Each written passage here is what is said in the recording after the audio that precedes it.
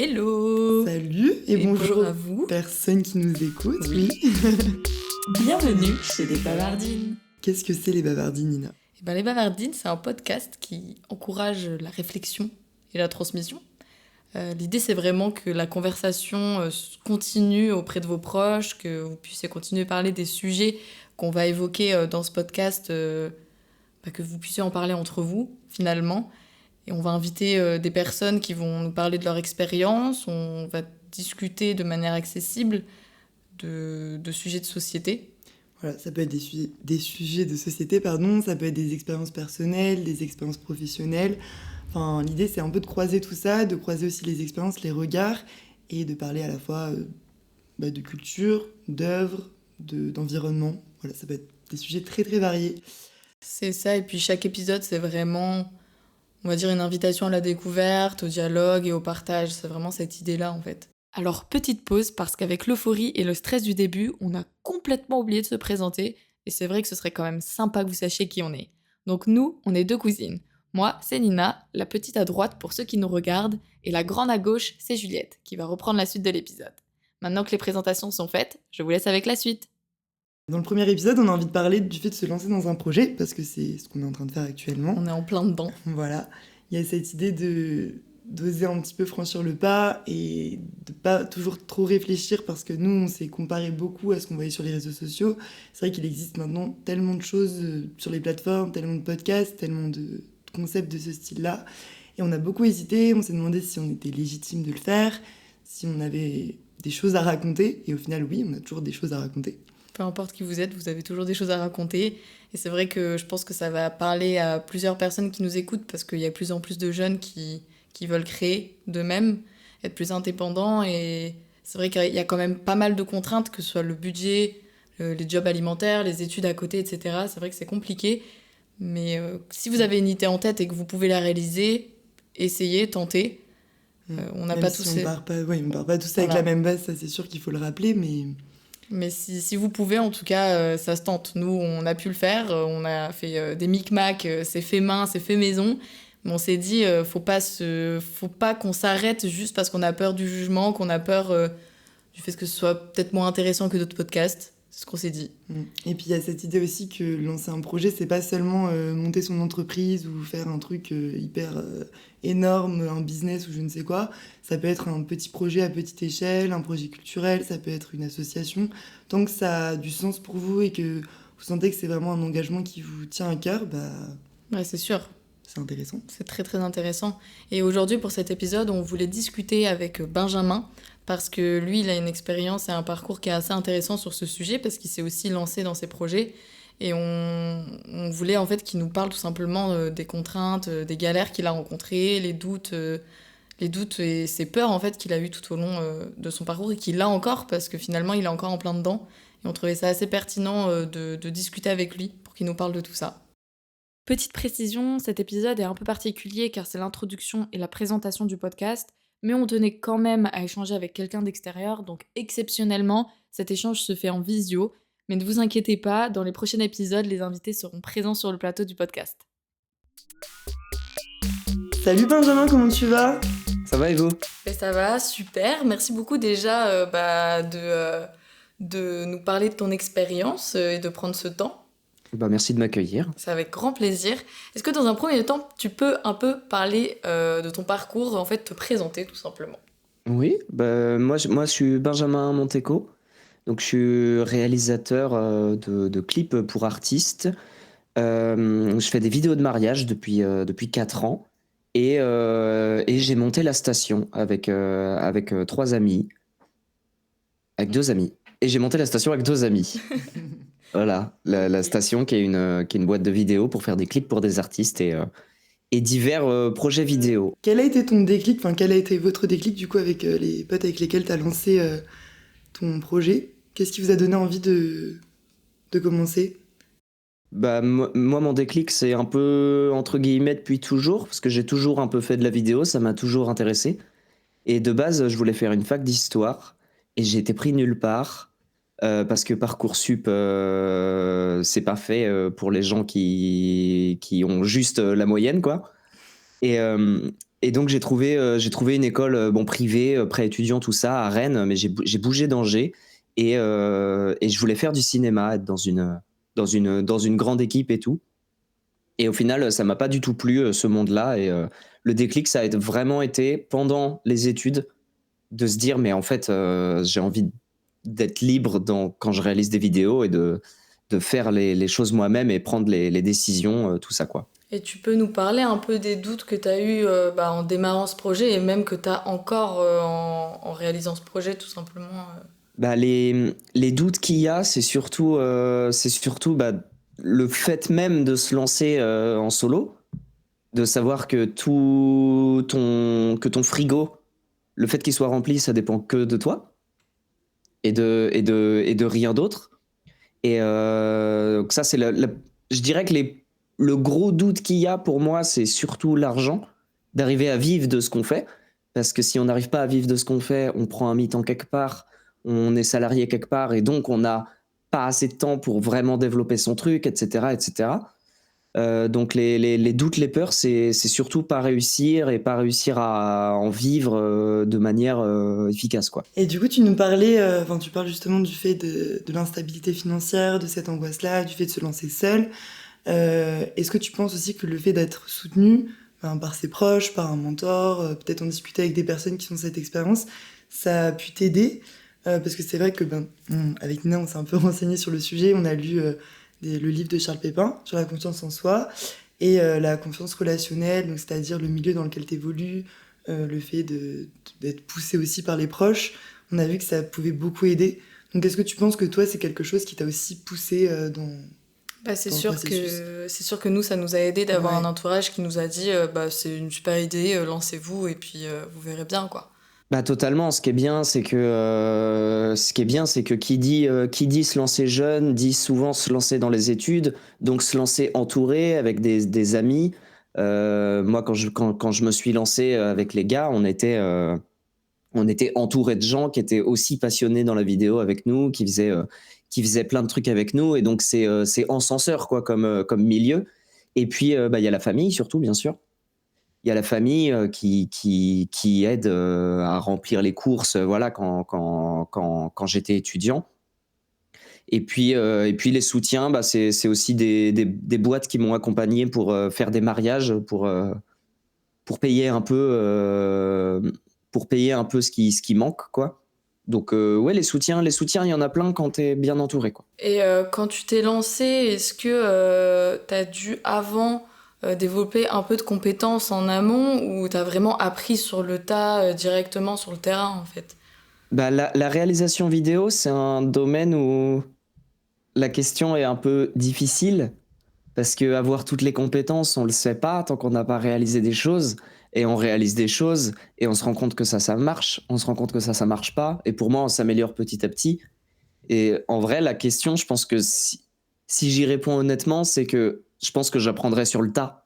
J'ai appris sur le tas et je continuerai encore, même en ce moment, à apprendre sur le tas tout le temps, en fait. De ça a pas marché, on le refait pas. Ça a marché, ok, comment on améliore ça, etc. Et surtout, on est en 2025, il y a YouTube, et je pense que dans beaucoup de domaines, si tu veux te lancer, c'est quand même, c'est quand même vachement bien d'avoir Internet, quoi, pour plein de compétences de gens qui ont fait ça, donc c'est cool pour se former. Il y a pas mal de créateurs et de créatrices qui sont intéressantes sur YouTube, donc on peut en apprendre Puis beaucoup. peut-être qu'il y a aussi un peu une part d'intuition. Parfois, tu dis que c'est le bon moment pour te lancer, que faut pas trop s'écouter non plus et rester sur ses acquis et sur ce qui te conforte un petit peu, ce qui est confortable, ce qui est rassurant. Et parfois, il faut se dire, ok, je me lance et je suis mon intuition, quoi. Est-ce que toi, du coup, cette intuition, tu l'as suivie à ce moment-là? Bah pour moi, ouais, c'est que de l'intuition. Pour moi, ouais, pour ma part, c'est vraiment que de l'intuition. Ouais, tu t'es dit c'était le C'est moment, quoi. du. Je me suis dit, c'est le moment. Surtout que quand on s'est lancé, on avait la chance d'avoir le matériel de l'école pour faire des trucs et gruger un petit peu avec du matos de fou. Du coup, euh, du coup, ouais, le rôle de l'intuition, Je dirais que c'est quand même une grande partie à l'intuition et à aller, on y va, quoi. Ouais, au feeling, ouais. Allez, on y va, et puis on voit, et puis il y a toujours les options de mi-temps si c'est la galère niveau thune, etc., quoi. Et le côté bricolage, quand vous aviez plus l'occasion d'avoir le matos de l'école, comme tu disais, faire un peu avec les moyens du bord, pour toi, est-ce que ça a été plus un frein ou un moteur de devoir gérer comme ça? Ça dépend des milieux et ça dépend des vidéos. Moi, je pense que les galères, c'est un frein. Ok. Je pense que c'est un frein en vidéo parce que tu veux réaliser un clip pour un artiste, il a telle référence en tête. Tu vas pas pouvoir recréer exactement ce qu'il veut si t'as pas du matos. Et le problème en vidéo, c'est que le matos, ça coûte extrêmement cher. Et on n'a jamais fini d'en acheter. Il faut toujours investir dans plein de trucs. Donc, le manque d'argent, parce que vous parlez juste du manque d'argent là. Ouais, en fait, on parle des obstacles vraiment, du manque d'argent, de temps, tout ce qui peut être compliqué là-dedans. Ah, pour moi, c'est vraiment un frein, ouais. Et du coup, enfin, il y a un truc dont on a aussi beaucoup discuté avec Nina avant de se lancer, et c'est ce qu'on disait d'ailleurs au début du podcast, c'est un peu la comparaison et la pression qu'on se met par rapport aux réseaux sociaux, par rapport aux projets qui existent déjà, pardon, le fait de se dire, bah, il y a déjà tellement de choses trop cool qui existent, pourquoi est-ce que moi je me lancerai, quelle légitimité j'ai là-dedans, et un peu une sorte de syndrome de l'imposteur qu'on a quand même très souvent. Euh, donc est-ce que toi, tu as l'impression que ce côté un peu compétitif, enfin pas forcément compétitif, mais plus de comparaison des réseaux sociaux de manière globale, est-ce que ça a eu une influence sur ton processus dans le lancement? Moi, je suis pas de cet avis-là du tout. Moi, je pense que c'est pas un frein du tout et que comme je disais, je parlais d'Internet. Pour moi, Internet, c'est une immense chance qu'on a quand on veut développer soit un podcast comme vous, soit être dans la vidéo, dans ces milieux-là. C'est, pour moi, c'est pas un frein, c'est vraiment une chance d'avoir plein de gens qui font qui font du contenu dans ton domaine pour justement pouvoir t'inspirer et te dire ah ça c'est cool, ça c'est pas cool, et puis on voit plein de trucs en fait. Et s'il y avait pas toute cette concurrence entre guillemets et plein d'autres créateurs de contenu qui font des choses, eh ben en fait tout serait juste moins intéressant. Il faudrait que tout sorte absolument de ta tête, alors que dans l'art et dans la création, tout le monde s'est toujours inspiré de ce que quelqu'un d'autre faisait en faisant à sa sauce, et puis au final ça devient un peu son propre truc, quoi. Oui, ouais, c'est vrai. Donc moi je trouve que ouais, c'est pas un frein du tout, c'est vraiment même c'est un moteur pour toi définir ce que tu trouves bien et ce que tu trouves cool, quoi. Donc toi, en fait, ce qui te pousse aussi à continuer, c'est le fait que ça reste un métier passion. Donc malgré le fait que ce soit compliqué, c'est dans le terme, c'est ta passion. C'est vraiment ça. Et puis l'idée de pas lâcher l'affaire, même si c'est galère, hein, c'est galère la plupart du temps. Euh, Pas lâcher l'affaire, parce que lâcher l'affaire, ça veut dire arrêter de faire ce que je veux, et faut éviter ça à tout prix. On n'a pas envie de se réveiller à 40 ans à dire Ouais, à dire j'ai pas fait ce que je voulais, quoi. ouais, c'est clair. Faut essayer autant qu'on peut. Donc cette idée de lâcher l'affaire, ça veut aussi peut-être dire revenir à un travail plus conventionnel. Est-ce que tu as eu l'occasion déjà de bosser pour quelqu'un? Et si c'est le cas, est-ce que tu te verrais retourner vers ce type de travail?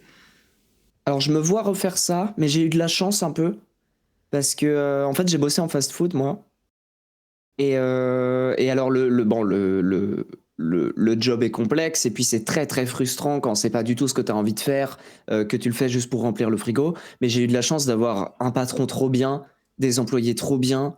C'était vraiment trop bien. C'est Big Fernand, je peux le dire, mais c'était vraiment un bon environnement, même si le job est chiant. Donc je me verrais y retourner si c'est la galère. Par contre, dans le sens philosophique de ce que vous dites, jamais, tu vois. C'est pas le but, en fait. C'est pas le but,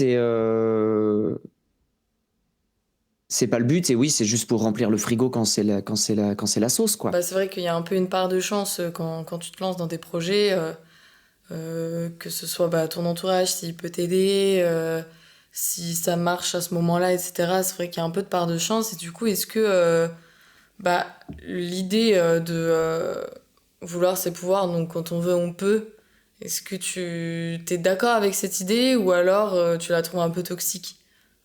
Moi, je trouve que c'est toxique comme façon de penser, parce que vouloir ses pouvoirs, c'est bien si